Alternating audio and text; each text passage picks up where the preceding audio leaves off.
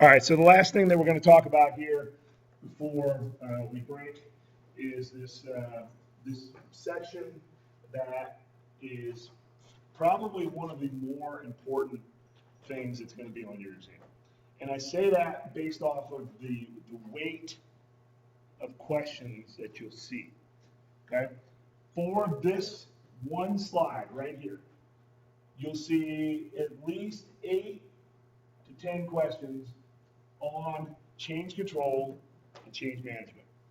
Now, we'll get into some practical exercises this afternoon that will kind of bring that to life. But trust me when I say that as mundane as a lot of these are, and you may know them, make sure you spend enough time to be able to answer around 10 questions for this right here.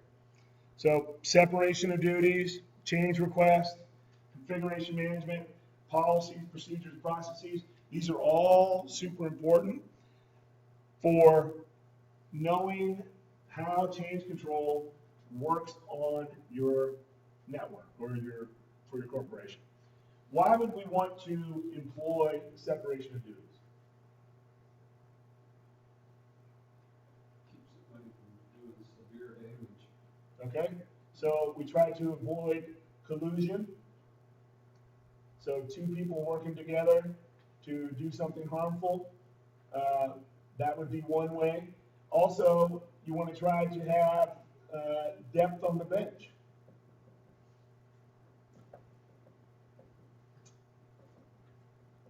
That way, if somebody's, I don't want to say hit by a truck or hit by a bus, if somebody's not around, maybe they leave the job, or they go on vacation for a week, or maybe they go on a mission trip for 2 months, well, who's going to do their job, right? Because it flushes out a lot of things.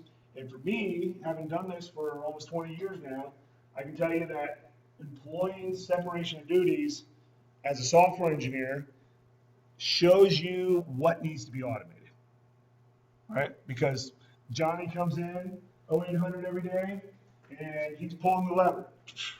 And if Johnny's not there pulling that lever, then stuff's not going to work the way it needs to work. Well, that's a thing that we can automate now. And because that, flushing out separation of duties and being sure you employ that is something that's definitely needed on whenever you talk about security risk management. So specifically here, one of the most important things, and oftentimes people moan and gripe about this one, is the change request system. So things like SharePoint,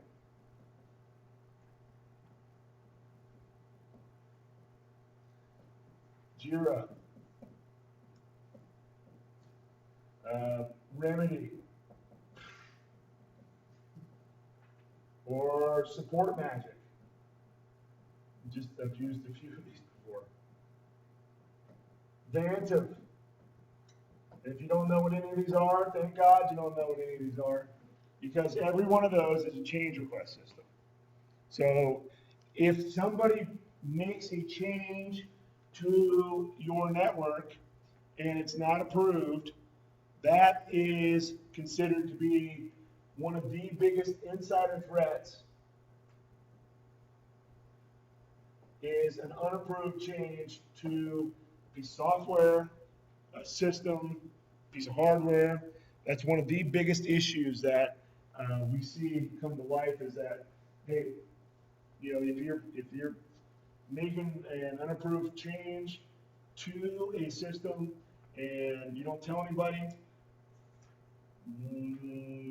we don't know what happened, so we can't even start on figuring out what needs to be researched to make sure that we can try to nip it in the bud as quickly as possible. So having a change request system and tightly coupling that with configuration management, making sure that things like documentation.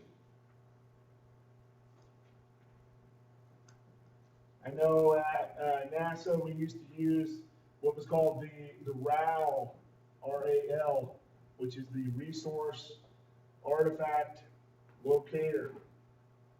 And what that would do is that would tell you where on the network specific documentation was to show you how the configuration of a particular piece of software was. Also, like a version description document. Or maybe if you're doing systems engineering, an SEMP, Systems Engineering Management Plan. Or something that would tell somebody else the work that you've done. I know that we had a lot of, one of our customers is the Army. We had almost 100 of the civilians for the Army come through and take the risk management framework course with us. And one of the things that I like to say is that DIACAP and now the risk management framework were put in place to keep engineers honest by forcing them to do documentation. You force the engineers to take what's in their head and put it on paper by having people bug them about making sure they comply with documentation. And it's a beautiful thing now that a necessary evil for us to do that. These are all kind of a circle of life, if you will, in the software development lifecycle, or the systems development lifecycle, or just the lifecycle of the project in a whole. That we're going to have policies that we're going to follow that are mandated up on high. We're going to have procedures that show us a step-by-step way to do things. And then maybe for your particular company, we're going to have certain processes that we're going to follow to make sure that we do it your company's way. And based off of that, that's where we get a lot of this change control and management coming to life, and really doing it very well, I think, is the best way to look at this.